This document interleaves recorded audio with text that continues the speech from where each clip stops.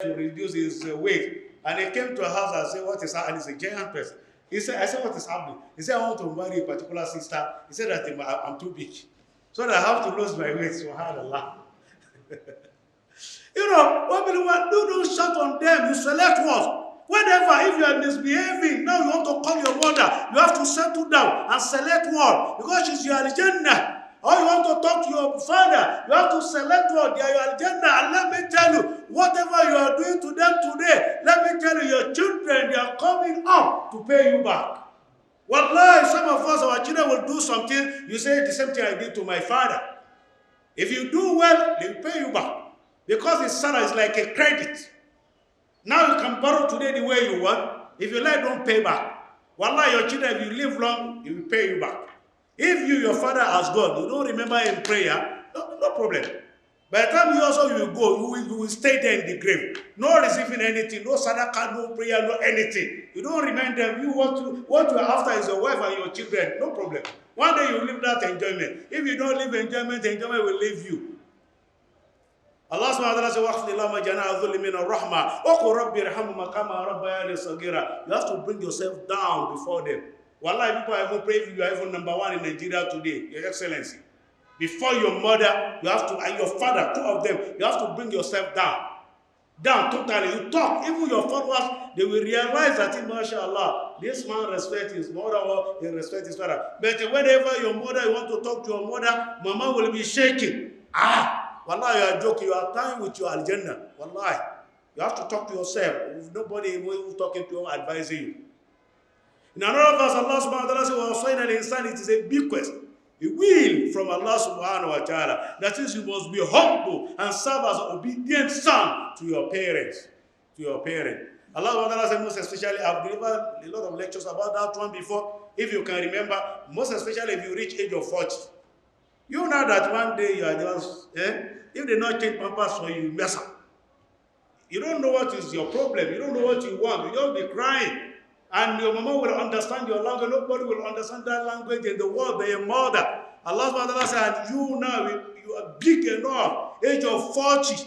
Allah subhanahu wa ta'ala said that you have to thank me. Because let me tell you, that is the reality. If you reach age of 40, you are one of the people that live long before Allah. Before Allah, but in dunya, some people will be looking at you since too young. Before Allah, you are not young. That's as Allah says, you have reached your limit. That's a shudda. You have reached a certain age that Allah recognizes. Now, at age of 40, after age of 40, you are still misbehaving, and you have your mother and your father, they are still alive. You are not humble to them, they are so stingy. If you are stingy to anybody, Allah, be careful, your parents. Don't eat them for you to go and borrow money to satisfy and do that, but don't stay for them. So, and there is a particular prayer that you have to be asking Allah subhanahu wa ta'ala, Ya Allah, give me capacity and ability to take care of my mother and my father the way I want. Because it requires prayer. So that, Ya Allah, help me. Help me. Because let me tell you, it's something that is very, very sensitive. Very, very risky. Wallahi, if there is not taken, many people will embrace hellfire because they offended their parents. They don't offend Allah, but they offended Allah through their parents. And Allah will punish them on the day of judgment. That's why the dua is very, very necessary. And you ask Allah, I need your tawfiq, I need your rahmah. Ya Allah, make it easy for me. If you don't have money to satisfy them, ask Allah. Say, Ya Allah, I'm asking you to give me money to enrich me more, because I want to build a house for my mother, or my father, or my parents. Ya Allah, give me more money. I want to buy them car. Ya Allah, give me more money. I want to send them to Hajj. That's kind of prayer that we want. No kind of prayer that some people are making. It was listed in the hadith. Prophet Muhammad said that, oh my companions, dear companions, can I tell you people the greatest sin? They say, They say, yes, we want to hear, Ya Rasulullah. He said the greatest, or the biggest sin is al-ishraku billah, for you to associate partner with Allah subhanahu wa ta'ala. Be careful with shirk. Some of you, if you are talking about shirk, you may understand that until somebody turns to a kafir. It's beyond that. You know that you are still using spiritual ring. You put amulet on your waist, or you put liar under your pillow before you sleep, or you put now no evil cash. Shame on you. You put liar in your cash. Tell your liar to attract cash by force. No old note, no new note. In Nigeria, Hasbunallah wa ni'mal wakeel. All these things will destroy you before Allah subhanahu wa ta'ala. Wallahi, if you like to serve as the biggest imam, people should be praising you in the world. If you like put turban, if you like put al-kibba, put everything that if you are approaching, you are coming, people will be praising you that it is the biggest sheikh in Nigeria or in the world. And you apply, you associate partner with Allah subhanahu wa ta'ala. Allah, on the day of judgment, it will destroy all of your deed, and as well, it will put you into hellfire. But any type of sin, Allah will still consider you. We still consider. The Prophet followed with for you to serve as a disobedient child. Whenever mama or your father remind you, they will be crying. And you see the way he's misbehaving. It doesn't make us happy. You know, mama will not go and ask another person, call him, maybe he may pick your call because he doesn't pick my call. La ilaha illallah. Very, very wrong. Very, very wrong. That's one of the greatest sins. And some ulama, they categorize us, me and you, as a, you know, whether you are Baba today, somebody, you have fathers, you have parents, as a son, they categorize us into this about 5 categories. They say the first one, son, he is the one that is, he doesn't follow, he disobeys his parents, he doesn't listen to them. He doesn't pick their calls, he doesn't give them, he doesn't offer them anything. They say that one is disobedient son, and he will embrace hellfire. And the second one, he does whatever his parents ask him to do. When Wakari, he does not want to do it willingly. He's trusting himself. Just mama just want it. And they are not asking you to offend Allah. Just normal thing. But he's doing, like now sending them money, they ask you, you want to collect this money again. But if your wife asks you, you even ask for her or your girlfriend. But now when it comes to mama or baba, you are now reducing it. No, it's wrong. That one, they say, Geru Majur. He may not be rewarded. Allah will not reward him because he's not doing it willingly. He doesn't have good intention. They say number 3. That one, if they ask him for anything, he may even add. Then later he will talk. We say, Mama, you'll be asking me now, if I don't give you today, why are you talking to me in this manner? I bought you car, I built house, I paid for your house, all this thing. That one, they say, Mazur. No any reward for him. He has already declared everything. Everything has been nullified. And we never get blessing for his parent, from his parent. And they say number 4, which is this good one. They say he is the one. His parent, they will ask him something, maybe money, or they will give him instruction, this is what we want you to do, and he will do it willingly. Even was ziyada, and sometimes even add for them. They say that one is even a good child, obedient one, and those people, they are very, very few. But number 5, that is the most important one, the best one. He is the one that is before his parents will ask for something, he is aware. That is the most brilliant one among them, and a kind one. Then you don't need. Do you need your mother to be asking you monthly? You don't know all this, your bills that you are paying and school fees of your children you pay, and the one that you are giving your wife, you know, and the one that you are giving even to sin, to commit sins, you know how to do it. But now for your parents, you don't need it. And somebody will tell me that my father is no more. Give it out sadaqah on behalf of him. Yes, from your salary.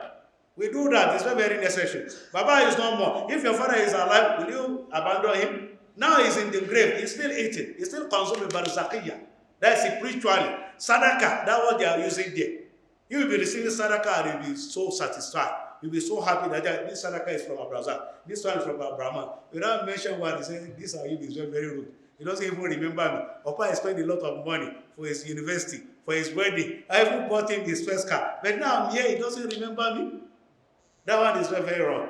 May Allah subhanahu wa ta'ala make us among the best or distant obedient sons to their parents. Those that have already gone to Allah subhanahu wa ta'ala, may Allah subhanahu wa ta'ala forgive them and grant them al-Jannah. And let me tell you, lastly, time will not permit me. Allah, because this is half of my khutbah. But you want to bring the second one, it will take us another time.